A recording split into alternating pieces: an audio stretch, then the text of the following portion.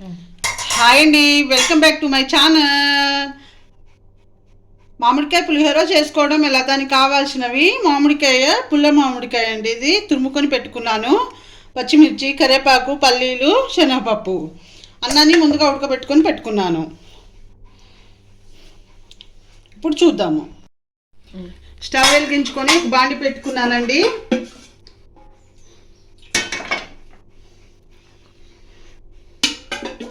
అందులో ఒక 2 పావుల ఆయిల్,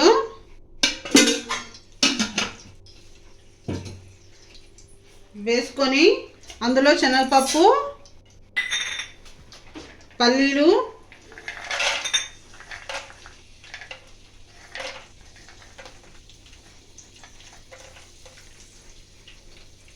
వేసుకోవాలి. ఫ్రై కానిద్దాము. సరి కలుపుకుందాము. ఫ్రై అయ్యాక చూద్దాము. కలుపుకుందాము. కలిపాక మనం తీసుకున్న ముందుగా పచ్చిమిర్చి, కరివేపాకు,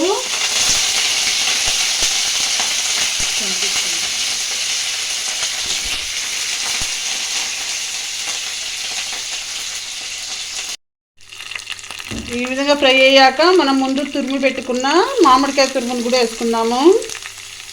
ఇప్పుడు సీజన్లో అయినా మామిడికాయలు ఎప్పుడైనా దొరుకుతున్నాయండి.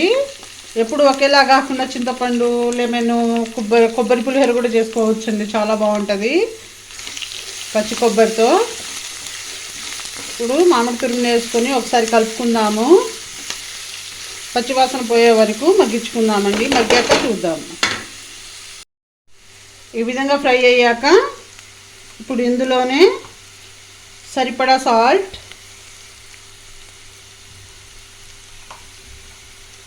సరిపడా పసుపు, ఒక పావు స్పూన్ అంత పసుపు, ఇంగువ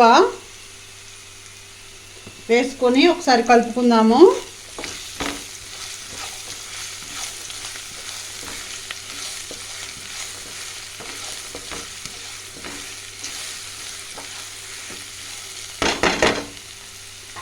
కలుపుకొని మగ్గనిద్దాము. మగ్గాక చూద్దాము. ఈ విధంగా కలుపుకున్నాక మనం ముందుగా ఉడకబెట్టుకున్న అన్నాన్ని వేసుకోవాలండి.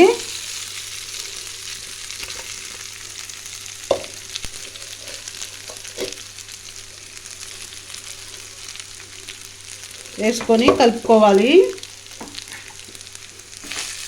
పూర్తిగా కలిపాక చూద్దాం.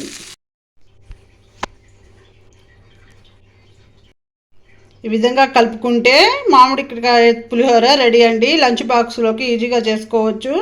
ఎప్పుడు ఒకేలా కాకుండా ఈ విధంగా చేసుకుంటే టేస్ట్ కూడా బాగుంటుంది. కంపల్సరీ ట్రై చేయండి. ఎలా వచ్చిందో కామెంట్ సెక్షన్లో కామెంట్ చేయండి. అంతేనండి. మా వీడియో కనుక మీకు నచ్చినట్లయితే లైక్ చేయండి, షేర్ చేయండి, సబ్స్క్రైబ్ చేసుకోండి. కిందున్న బెల్ ఐకాన్ ప్రెస్ చేస్తే మా నోటిఫికేషన్లు మీకు వస్తాయి. Thank you very much.